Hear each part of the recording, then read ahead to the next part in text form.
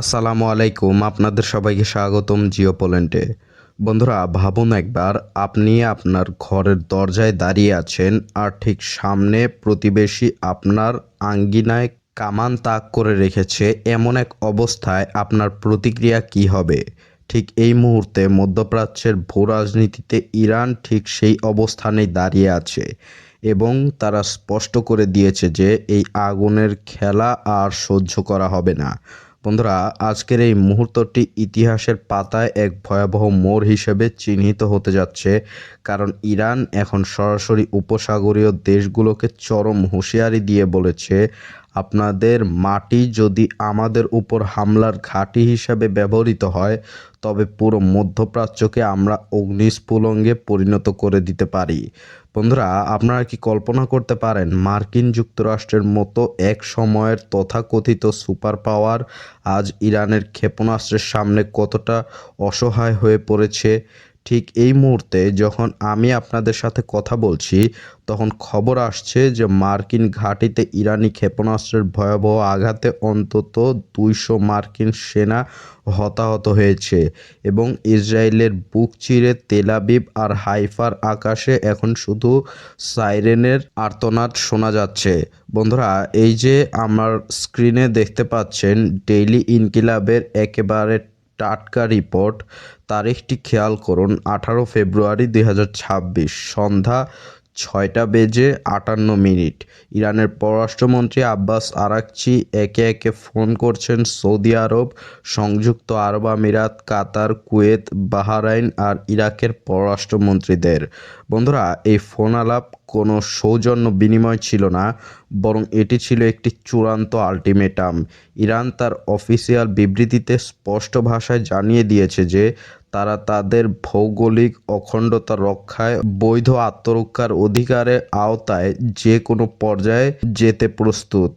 বন্ধুরা, ইরান এখানে একটি রেড লাইন বা লাল রেখা টেনে দিয়েছে এবং উপসাগরীয় দেশগুলোকে স্মরণ করিয়ে দিয়েছে যে ওয়াশিংটন বা তেল আবিবের স্বার্থ রক্ষা করতে গিয়ে যেন তারা নিজেদের অস্তিত্ব বিপন্ন না করে।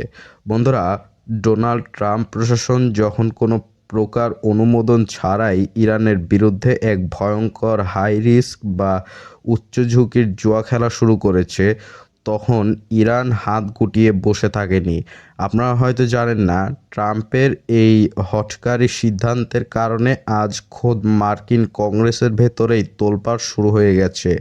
অনুমোদনহীন এই হামলা চালিয়ে ট্রাম্প আসলে আমেরিকার নিজের সেনাদের জীবনকে এক অনিশ্চয় গন্তব্যের দিকে ঠেলে দিয়েছে। বন্ধুরা, আপনারা কি দেখতে পাচ্ছেন পশ্চিমা মিডিয়া কিভাবে সত্যকে ধামাচাপা দেওয়ার চেষ্টা করছে, কিন্তু ইরানের রাষ্ট্রীয় গণমাধ্যম এবং মাঠ পর্যায়ের রিপোর্ট বলছে ইরানি প্রতিশোধের আগুনে পুড়ে ছাই হয়ে যাচ্ছে মার্কিন দম্ভ। 200 সেনার হতাহত হওয়া কোনো ছোটোখাটো ঘটনা নয়, বরং এটি আমেরিকার সামরিক অহংকারের এক বিশাল চপেটাঘাত। বন্ধুরা, এখানে একটা বিষয় আমাদের গভীরভাবে বুঝতে হবে, ইরান কিন্তু কখনো আগ বাড়িয়ে যুদ্ধ করতে চায়নি। ইতিহাস সাক্ষী, ইরান সব সময় শান্তির পক্ষে ছিল, কিন্তু যখনই আমেরিকা এবং ইসরায়েল মিলে ইরানের সার্বভৌমত্বে আঘাত এনেছে বা তাদের নেতাদের টার্গেট করেছে, তখনই তারা সিংহের মতো গর্জে উঠেছে। বন্ধুরা, পশ্চিমা বিশ্বের দ্বিমুখী নীতি দেখুন। ইসরায়েল যখন গাজায় বা লেবাননে নিরীহ মানুষ মারে, তখন সেটা হয় আত্মরক্ষা, কিন্তু ইরান যখন নিজের মাটি বাঁচাতে পাল্টা আঘাত করে, তখন সেটাকে বলা হয় আগ্রাসন। ইউরোপীয় দেশগুলো মানবাধিকারের বুলি আওড়ায়, কিন্তু মার্কিন সেনা মারা গেলে তারা যতটা শোকাতুর হয়, ইরানের শত শত সাধারণ নাগরিকদের মৃত্যুতে তাদের ঠোঁটটুকুও একবার নড়ে না। বন্ধুরা, এই বৈষম্যমূলক বিশ্ব ব্যবস্থা কি আর বেশি দিন টিকবে বলে আপনাদের মনে হয়? বন্ধুরা, ইরানের এই সাহসী অবস্থানের পেছনে রয়েছে তাদের মজবুত কৌশলগত মিত্ররা। একদিকে রাশিয়ার আধুনিক সামরিক প্রযুক্তি এবং অন্যদিকে চীনের অবিচল অর্থনৈতিক সমর্থন ইরানকে আজ এক এমন উচ্চতায় নিয়ে গেছে যে তারা এখন সরাসরি ওয়াশিংটনকে চ্যালেঞ্জ করতে পারছে।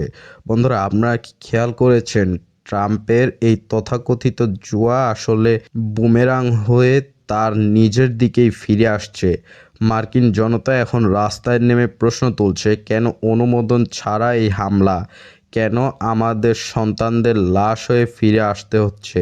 অন্যদিকে ইরানের অভ্যন্তরীণ অবস্থা দেখুন। পশ্চিমা মিডিয়া প্রচার করেছিল যে ইরানের শীর্ষ নেতারা হামলায় মারা গেছেন, কিন্তু সেই প্রোপাগান্ডা তুড়ি মেরে উড়িয়ে দিয়েছে তেহরান।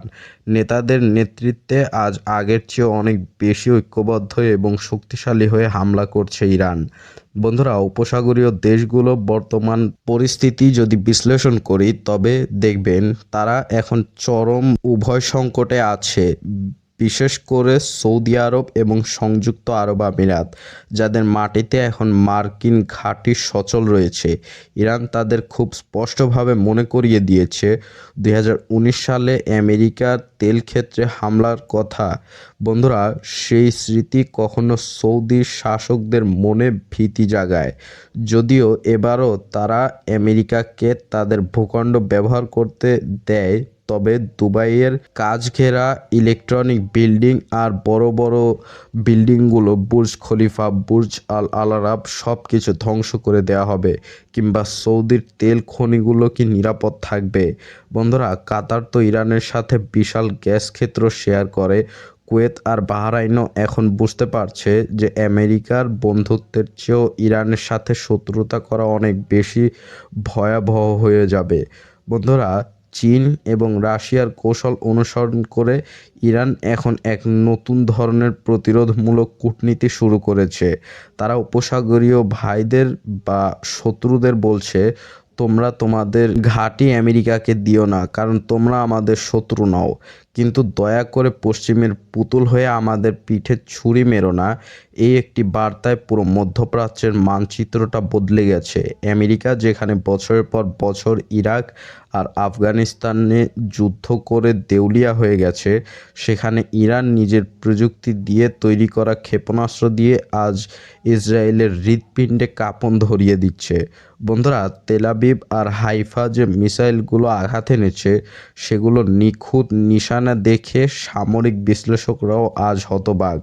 বন্ধুরা, এই উত্তপ্ত পরিস্থিতির সরাসরি প্রভাব পড়তে যাচ্ছে সারা বিশ্বের অর্থনীতিতে। তেলের দাম আকাশচুম্বী হবে, ইউরোপে জ্বালানি সংকট দেখা দেবে এবং আমেরিকার ভেতরে শুরু হবে চরম রাজনৈতিক অস্থিরতা। ট্রাম্প নিজের জোট ব্যাংক ঠিক করতে গিয়ে আসলে নিজের পায়ে কুড়াল মেরে ফেলেছেন। বন্ধুরা, আপনাদের কি মনে হয় যে এককেন্দ্রিক বিশ্বের দিন শেষ হয়ে গেছে? আজ চীন, রাশিয়া, ইরান অক্ষ যেভাবে আমেরিকাকে চ্যালেঞ্জ জানাচ্ছে, তাতে স্পষ্ট যে ওয়াশিংটনের মোড়লগিরি আর টিকছে না। বন্ধুরা, ইরান আজ যে আগুনের হুঁশিয়ারি দিয়েছে, সেটি কেবল কথার কথা, নাকি খুব শীঘ্রই আমরা মধ্যপ্রাচ্যে আকাশ জুড়ে এক বিশাল আগুনের লেলিহান শিখা দেখতে পাবো? উপসাগরীয় দেশগুলো কি শেষ পর্যন্ত আমেরিকার সাথে বেইমানি করবে, নাকি ইরানের লাল রেখা সম্মান জানিয়ে নিজেদের রক্ষা করবে? বন্ধুরা, মার্কিন সাম্রাজ্যবাদের এই পতনমূলক সময়ে মুসলিম বিশ্বের এই মেরুকরণ কি নতুন কোনো খিলাফতের ইঙ্গিত দিচ্ছে, নাকি এটি হবে কিয়ামতের আগের সেই মহাযুদ্ধের সূচনা? আল্লাহ হাফেজ।